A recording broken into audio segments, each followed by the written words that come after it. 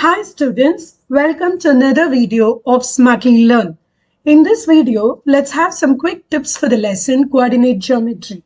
First, let's understand some basics. See, the distance of a point from different axes first we will find out. So for a point to x-axis, it will be equal to the y coordinate. Write it in the reverse order. Okay, so this is how we are going to treat it. So let's look at the graph first to understand. If I'm going to plot a particular point here and mark this point as say A comma B, the distance of this particular point from the x-axis will be equal to the y coordinate. However, the distance from the point to y-axis will be equal to the x-coordinate. In this case, this value is A. So you need to reverse the coordinates and write the value as distance. And when they ask us distance, you need to write only in the positive value. You can simply remove the negative value because the negative value is referring to the coordinates. You don't say distance between point A and point 2 is minus 4 meters, right? So remove the minus sign in the coordinate and write that 4 units. Next, the coordinates of a point from x-axis, if you have to mark the distance of say point 1, which is x1, y1, to point 2, which is x2, y2, the distance formula is given as root of x1 minus x2 the whole square plus y1 minus y2 the whole square, the entire expression sitting inside the root. Please note, you can change the order within the square because the negative sign, whatever happens when you reverse the subtraction, will be removed by the square operation that you perform. So the same formula can be rewritten as x2 minus x1 the whole square plus y2 minus y1 the whole square within the roots 2. You will still get the same answer. Now, based on this particular formula, let's see what are the possible types of sums that you can have. They may end up giving you 3 points and ask you to prove whether it is isosceles triangle or equilateral triangle or 90-degree right-angled triangle. So let's assume a triangle is drawn A, B, C and their coordinates are given to you. Then if they're asking you to prove it's isosceles, you need to calculate the distance AB, AC and BC. You will see of all the three, 2 of those distances might match. Any of the 2 distances must match, so you can declare that it is a isosceles triangle. If all the 3 distances match, then you can declare them to be an equilateral triangle. Now for the right angle triangle part, if you have 3 vertices given to you, A, B and C, remember the Pythagoras theorem. So AC square should be equal to BC square plus AB square. But please note, this is under the assumption that the angle 90 degree is sitting in B. So when you calculate, you need to check that square of any of these 2 distances. If it adds up to the 3rd distance, then that becomes a right angle triangle. Now these are for triangles. The same questions can be extended to squares. So if it is going to be asked, they can give you 4 points and ask you to prove whether it is a square or not. So for the property of square, please note you need to calculate 6 distances. Let's see what they are going to be. You need to calculate AB, BC, CD and AD. If all the 4 sides are equal, you just cannot declare it as square because if all the 4 sides are equal, then it could also be rhombus. So after you calculate AB, BC, CD and AD, you also need to calculate AC. So if you compute AC square and if you see that it is equal to AB square plus BC square, that means this angle is 90 degree.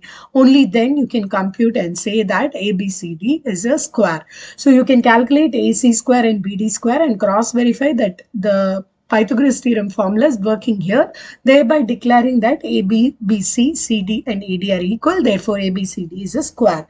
Now for a rhombus, you can only show that all the 4 sides are equal. If you calculate the diagonal and try applying Pythagoras theorem, it should not work. So that will be the difference between rhombus and square. So all the both the cases, you will have to calculate all the 6 distances. Now for the rectangle, again you will calculate AB, BC, CD and AD. This time you will see opposite pairs of sides are going to be equal. Again you need to calculate the diagonals to show that Pythagoras theorem is applicable. Only then it becomes a rectangle, otherwise it will be declared as a parallelogram.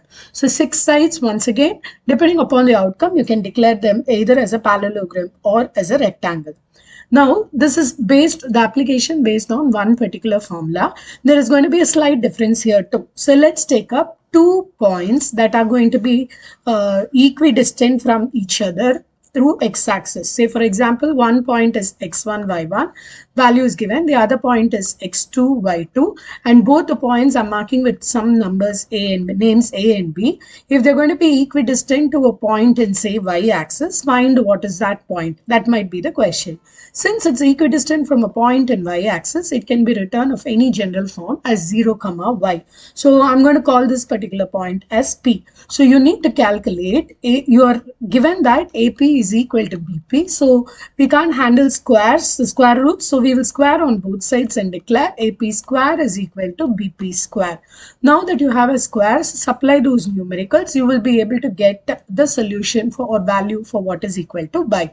So once you know the value of y, then you can declare that it is going to be 0, that value. Mostly it will be a quadratic equation in y. You can simplify, get the values of y and find out what is the coordinate of point P. If this same data of 2 points are given equidistant to a point in x-axis, mark the point say Q as x, 0, because any point on the x-axis will be of the format x, 0.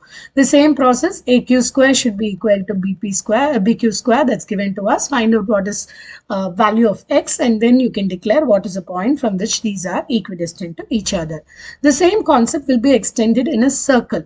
So here what they will give you, they will give you the point or the center of the circle, and they will give you, I'm marking the center as O, and they will give you 2 or 3 points that are going to be on the circumference. In fact, they will ask you what is the value of the point coordinate of the center. So I'm going to mark this unknown as x, y. Let me call these points as A, B, and C, each with the value x1, y1, x2, y2, and x3, y3. So in this cases, what will happen? You need to say that AB square will be, AO square will be equal to OB square is equal to OC square, because in each of these cases, it actually refers to the radius. So OA square is equal to OB square is equal to OC square. Take any pair of squares at one point in time. So OA square is equal to OB square. You simplify, you will get a linear equation in x and y. Now you can take another combination, say OB square is equal to OC square.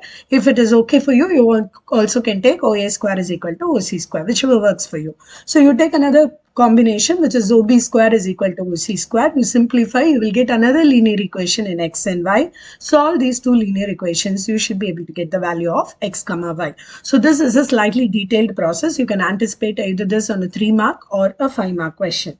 Next, the other simple questions that they will ask on based on the distance formula is going to be the area of a rhombus. They will give you all the 4 coordinates of the rhombus, and they'll ask you to calculate the area of the rhombus. Please remember, area of the rhombus is going to be equal to half into diagonal 1 into diagonal 2.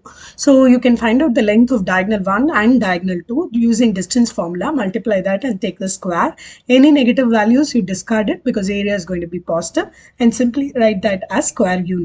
So all these are different applications just of distance formula.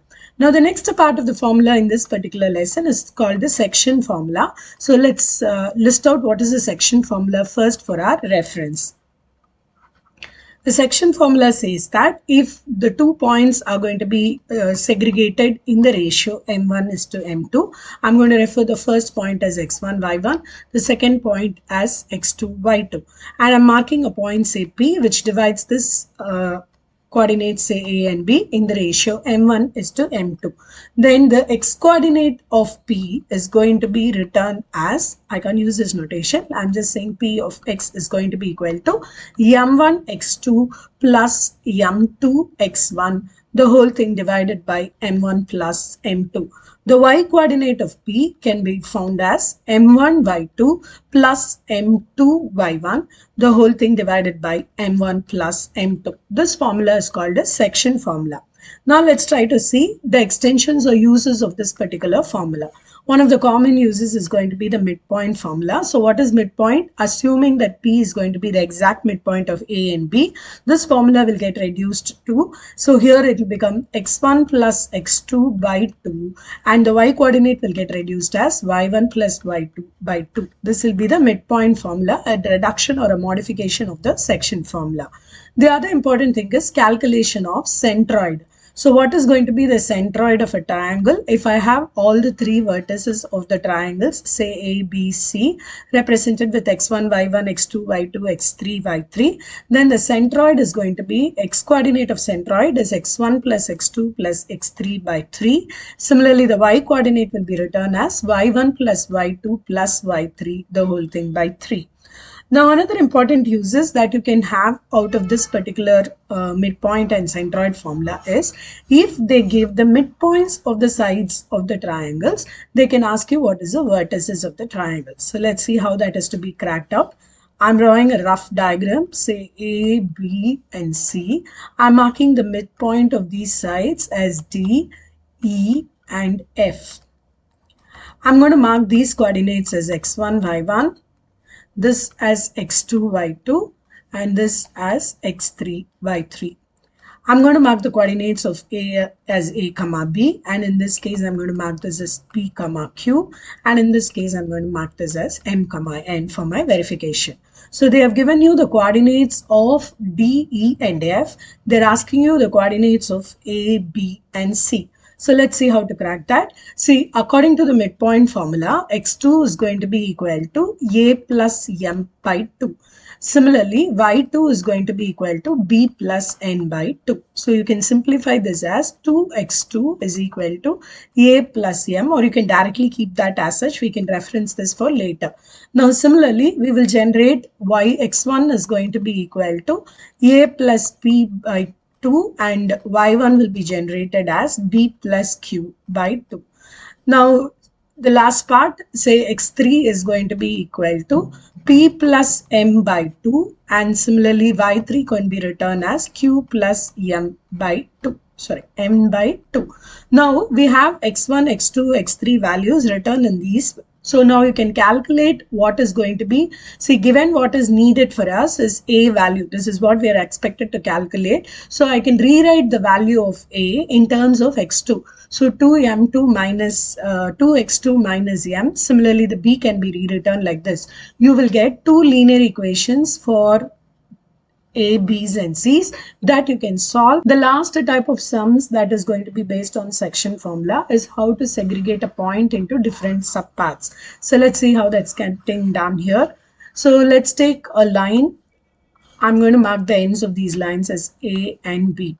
Now, if they're asking you questions wherein find the points of trisection, which means A and B is divided into three parts, so you need two additional points. I'm going to mark these unknown points as C and D. If A's coordinate is x1, y1 and B's coordinate is x2, y2. Now, how to find out the coordinates of C and D? See, for finding the coordinates of C first, you can treat this as 1 unit and this as 2 units. So, the ratio of coordinate that divides AB into 1:2 is going to be the point C. So you now have the ratio, you now have the coordinates, you can find out what is the coordinate of C.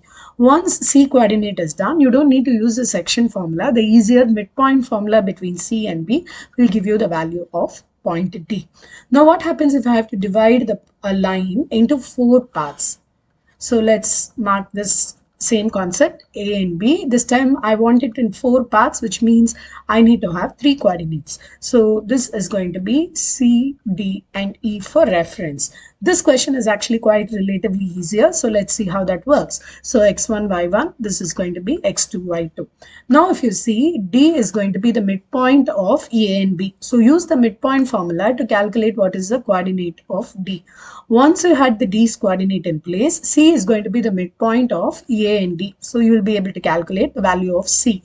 Similarly, E is going to be the midpoint of D and B, so that also will be easy to calculate.